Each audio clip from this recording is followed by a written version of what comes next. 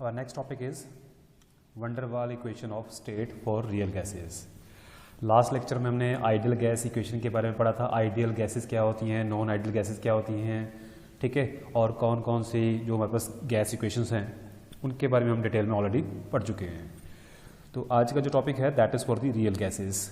Okay, so we know that जो general gas equation है that is PV is equals to nRT, that is applicable for the ideal gases only, ठीक है।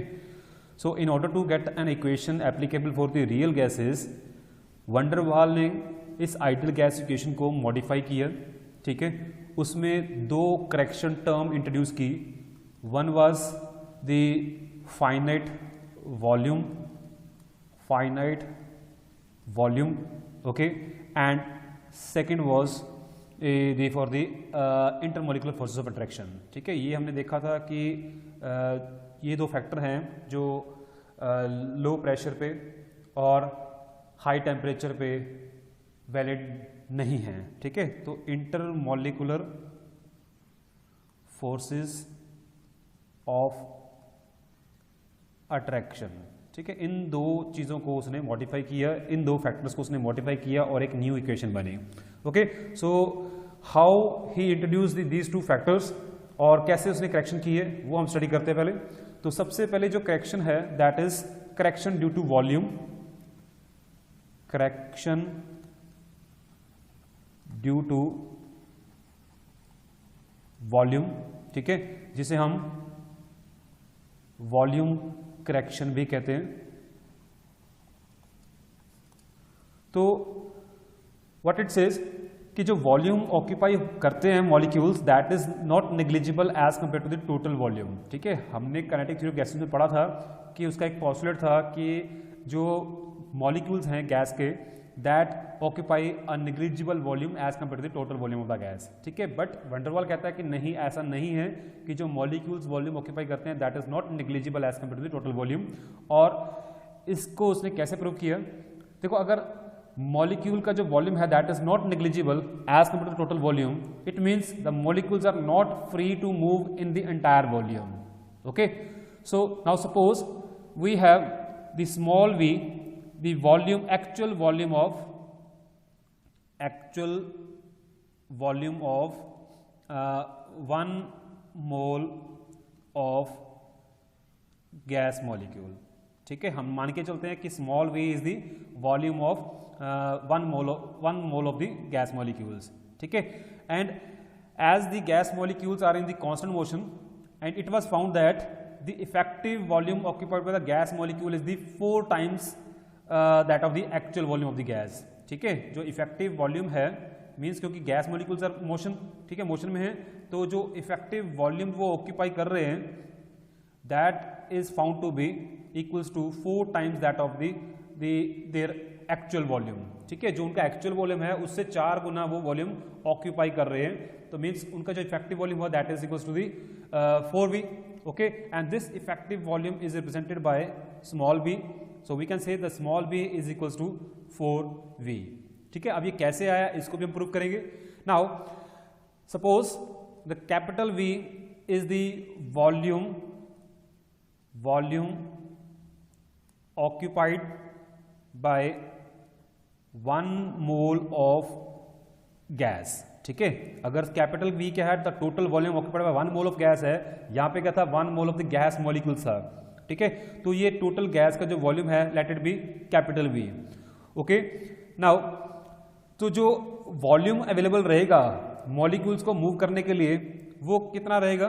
That would be the effective volume, so we can say the corrected volume, ठीक है। So the corrected volume which is available for the molecules for the free movement will be equals to the volume of the gas minus the effective volume of the 1 mole of the gas molecules, ठीक है। ये हमने 1 मोल के लिए निकाला है। If there are n moles of the gas, in that case the V corrected would be equals to V minus NB, ठीक है। अब हमने बात करनी है कि ये जो हमने B निकाला है, कि जो हमने कहा है कि B is equals to 4V है, means the effective volume occupied by 1 mole of gas molecules is equals to the 4 time that of their actual volume. अब ये कैसे आया, ठीक है। सो इसको समझने के लिए, इसको कैलकुलेट करने के लिए हमें यहाँ पे कंसीडर करना पड़ेगा कि जो मॉलिक्यूल्स हैं when they are moving they are colliding, ठीक है। So we have to consider a bimolecular collision between the two rigid spherical gas molecules, ठीक है। Now suppose this is a one molecule, it is having a radius r, and it is the another molecule which is also having the same size, so it is having the again the volume then radius r, okay.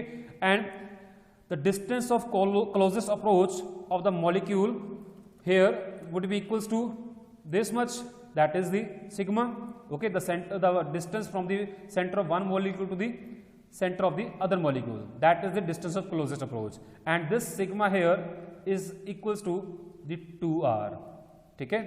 the collision diameter is equals to the 2r. Therefore we can say the two molecules cannot approach each other more closely than this distance sigma, इससे ज्यादा एक दूसरे के close नहीं आ सकते हैं। in other word we can say the volume occupied by a sphere of radius 2r which is represented as this sphere, ठीक है। ये जो वॉल्यूम है, ठीक है, तो ये वॉल्यूम जो है that is known as the excluded volume for the two molecules, क्योंकि ये इतना ही वॉल्यूम इसके अराउंड भी रहेगा, ठीक है। So this volume is known as the excluded volume which is printed by B. So we can say the excluded volume per pair of gas molecules is equals to 4 by 3 pi sigma cube, ठीक है। अब ये क्या है हमारे पास, that is a sigma distance, so and this is also the radius of this sphere and this sphere, ठीक है। सो एक पेयर ऑफ मॉलिक्यूल में इतना वॉल्यूम हमें एक्सक्लूड करना पड़ेगा, क्योंकि जब ये एक दूसरे के साथ कोलाइड करते हैं, एक क्लोजेस्ट डिस्टेंस पे पहुंचते हैं, तो उस डिस्टेंस में कोई और मॉलिक्यूल नहीं आ सकता, ठीक है। तो मींस जब ये कोलाइड कर रहे हैं तो यहाँ पे कोई और मॉलिक्यूल इनके साथ कोलाइड करने नहीं आ सकता, दो मॉलिक्यूल आपस में कोलाइड कर रहे हैं, क्योंकि हम कंसीडर करके चल रहे हैं there is a bimolecular collision, okay. So we have to exclude this volume from the total volume of the gas, okay. So this is the excluded volume per pair of the gas molecule, which is given as 4 by 3 pi sigma cube. Sigma is the radius of this big sphere, okay, and 4 by 3 pi r cube is the volume of the sphere, where this 2r cube is the sigma, ठीक है, जो कि इस sphere का radius है, clear. So this is the for a pair of the gas molecules. So what would be the excluded volume?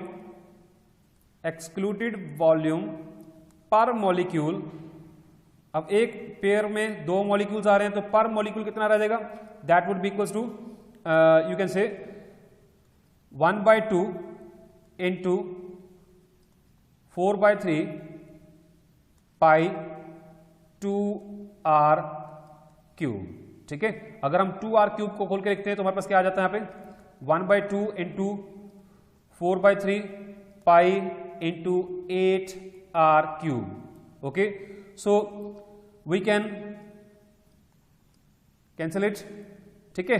तो हमारे पास यहाँ पे क्या आ गया, और we can cancel this from this, so we can write 4 here, यहाँ पे 4 by 3 है, we can write 4 here, so it will be 4 into 4 by 3 pi r cube. So what is this? This is the volume of this sphere, this is r radius, this is sphere.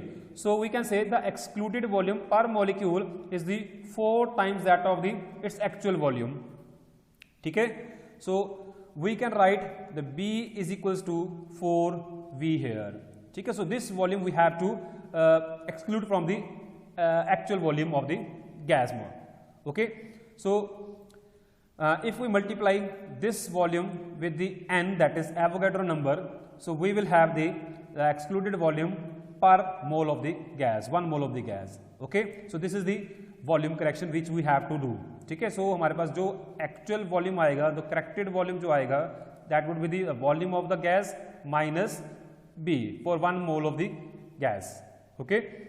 Next we have the correction due to the intermolecular forces.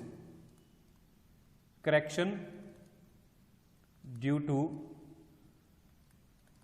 intermolecular forces which is known as the pressure correction. ठीक है, अब जो pressure है किसी भी gas का, that is due to the force with which the gas molecules are colliding with the wall of the container. ठीक है, हम कहते हैं भी इस कंटेनर की इस वॉल के ऊपर गैस का कुछ प्रेशर लग रहा है, that will be due to the collision of the gas molecules with the wall of the container. ठीक है, जब गैस मॉलिक्यूल्स उस वॉल के साथ स्ट्राइक करेंगे then they will exert some pressure on the wall of the container. Okay, now as there are some intermolecular force of attraction exist between the molecules of the real gases at very low temperature and high pressure. ठीक है, कैसे, अब हमने इस container में किस gas को रखा हुआ है और उसका हम क्या कर रहे हैं, प्रेशर हाई कर रहे हैं, बाहर से प्रेशर क्या लगा रहे हैं, हाई प्रेशर लगा रहे हैं. ठीक है, और हमने उनका टेम्परेचर भी लो किया हुआ है, मीन्स हमने उसको किसी आइस कंटेनर में रखा हुआ है या किसी लो टेम्परेचर कंडीशन में रखा हुआ है. तो क्या होगा उस केस में कि जब मॉलिक्यूल्स क्लोज आएंगे then they will have some force of attraction between them, और जो मॉलिक्यूल तो सेंटर में है it will be having the equal force of attraction from all direction. ठीक है, तो मीन्स उसके ऊपर तो जो नेट फोर्स है दैट विल बी जीरो.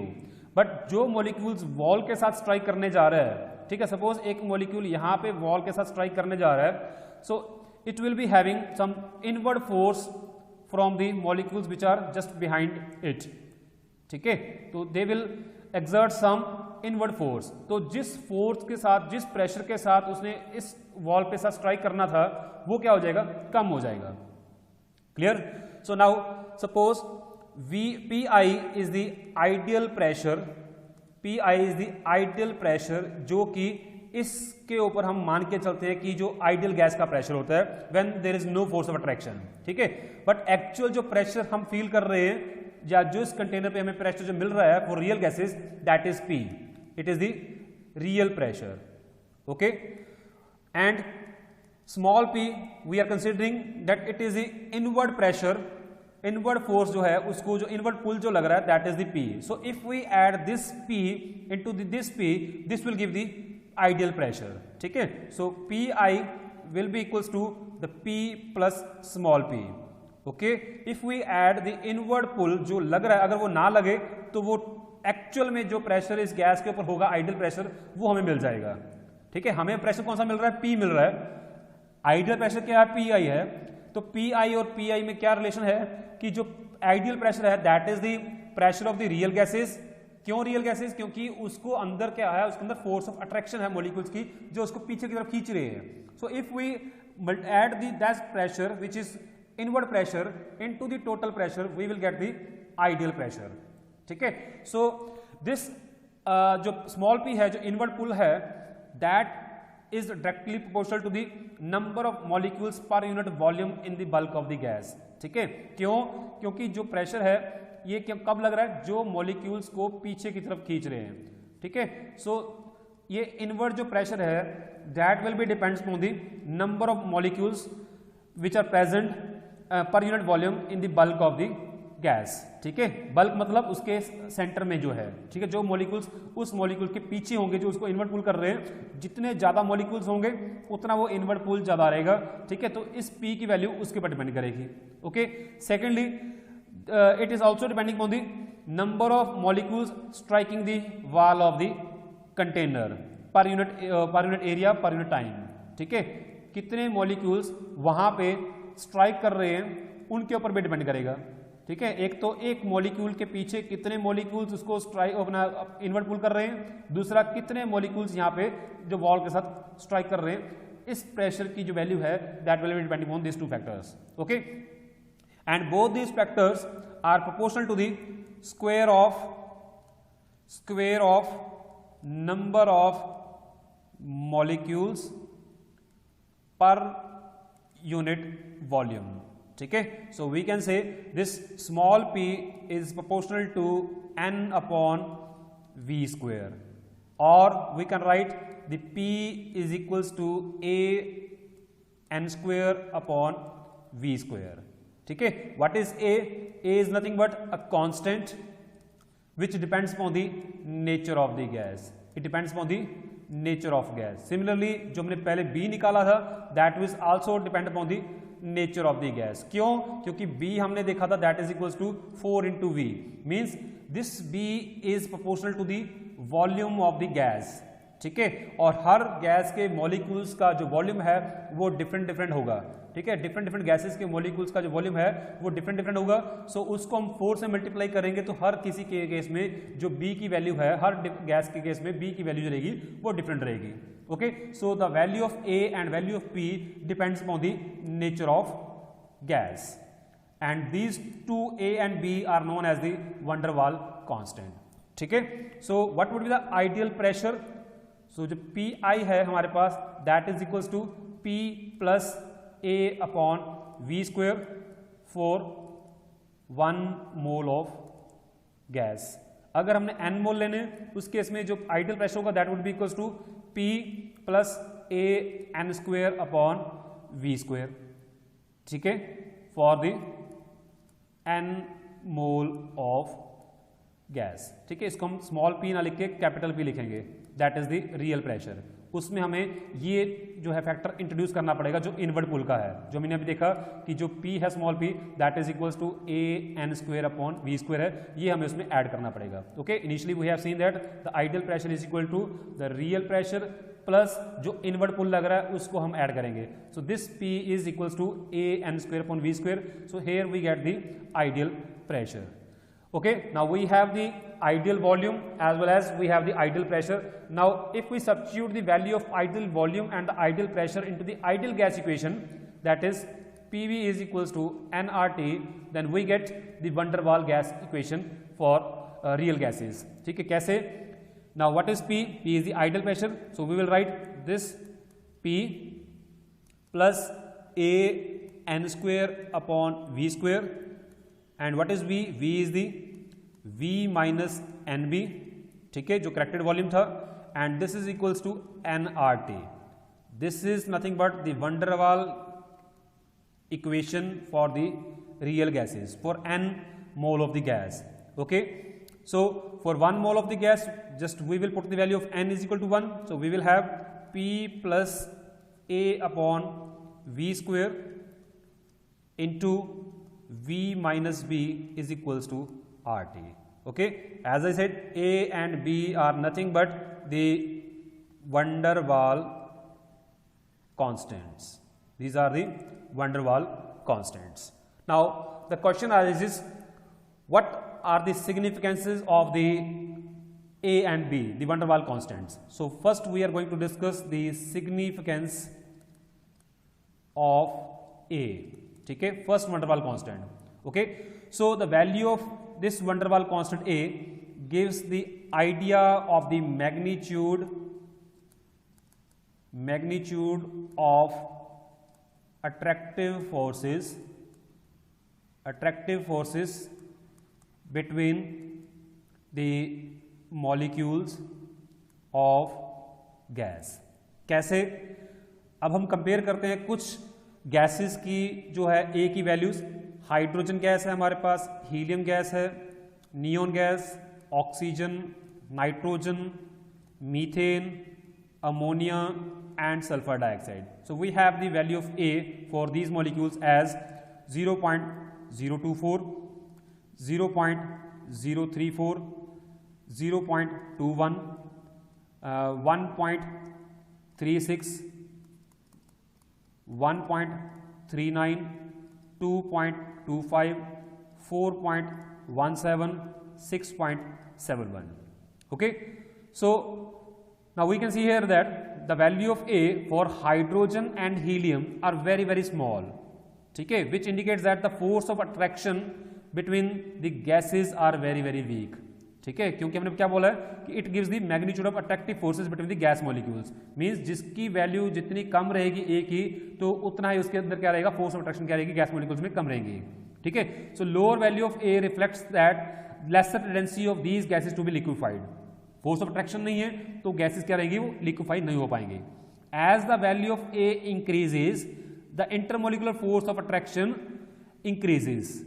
ठीक है, and ease of liquefaction of gas also increases. From here we can say the larger the value of A, larger is the intermolecular attraction among the gas molecules. ठीक है, or we can say the value of A is greater here we can see for the ammonia and the sulfur dioxide. Means इन दो gases में जो force of attraction होगी between the molecules that would be very very high and these gases can be easily liquefied. Okay, so ammonia is more liquefiable as compared to the you can say the nitrogen, ठीक है, oxygen, neon, helium or hydrogen. Okay, so we have the significance of A is that more is the value of A, more will be the force of attraction between the molecules and that gas will be easily liquefiable. Okay, so next we have the significance of B. Significance of next van der Waals constant, that is B. ठीक है, so the constant B is called as the excluded volume. It is called as excluded volume per mole of the gas. So it relates to the incompressible volume of the molecules and it also measures the effective size of gas molecules. ठीक है, और एक बात यहाँ पे ध्यान रखनी है कि जो वैल्यू है B की for a particular gas it remains constant over a large range of temperature and pressure. ठीक है, तो इससे क्या इंडिकेट होता है कि gas molecules are incompressible in nature. ठीक है, that indicate that gas molecules are incompressible nature. क्यों? क्योंकि ये क्या बता रहा है हमें, इफेक्टिव साइज बता रहा है. जितना जिसका ज्यादा साइज होगा, ठीक है, उतना ही वो क्या रहेगा, इनकम्प्रेसिबल रहेगा. ओके, क्योंकि उसका एक्सक्लूडेड वॉल्यूम क्या रहेगा, ज्यादा रहेगा, उसकी बी की वैल्यू करेगी ज्यादा रहेगी. So these are the significances of the A and B. Next we have the units of van der Waals constants. Units of A and B. So this is a very very important question. So as we know, the P is equals to A n square upon V square, and from here we can write A is equals to P into V square upon n square. And pressure, we can write the pressure into volume square upon mole square.